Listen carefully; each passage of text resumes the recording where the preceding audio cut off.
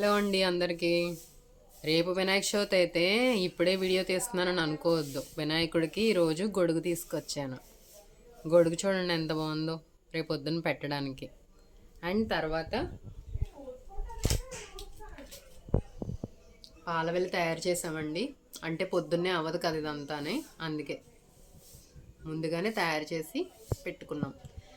స్వామికి ఎలక్కాయ అంటే బాగా ఇష్టం అంట, అందుకనే ఎలక్కాయ తీసుకొచ్చాను. దాని తర్వాత మొక్కజొన్న కండి, తర్వాత యాపిల్కాయలు, జామకాయలు, అంటే దానిమ్మకాయలు అవి కూడా పెట్టుకుంటారు కానీ అవంతా పెట్టలేదన్నమాట.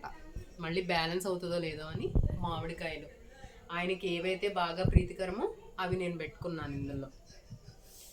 తర్వాత పాలవెల్లి తర్వాత ఇదంతా కూడా మా మమ్మీ డెకరేట్ చేసింది. ఇదంతా ఈ క్రెడిట్ అంతా మా మమ్మీది. మా కుక్క పిల్లలు అయితే కాదు. అవి ఎంతసేపు తిన్నామా పడుకున్నామా తెల్లారిందా అంతే. మమ్మీ ఏమన్నా పెడితే తిందాం అంతే. ఇవన్నీ చెయ్యలే అండి, డాగ్స్ అన్నకి ఇవన్నీ చెయ్యు, నేను ఏదో సరదాగా చెప్తున్నా అంతే. ఇదంతా కూడా మమ్మీ చేసింది అనమాట. మమ్మీ డెకరేట్ చేసింది. మనం కూడా ఏం చేయలేదులేండి. నాకు అంత డెకరేషన్స్ అవి రావు, కానీ నేను పూజ అది బాగా చేస్తాను అంతే.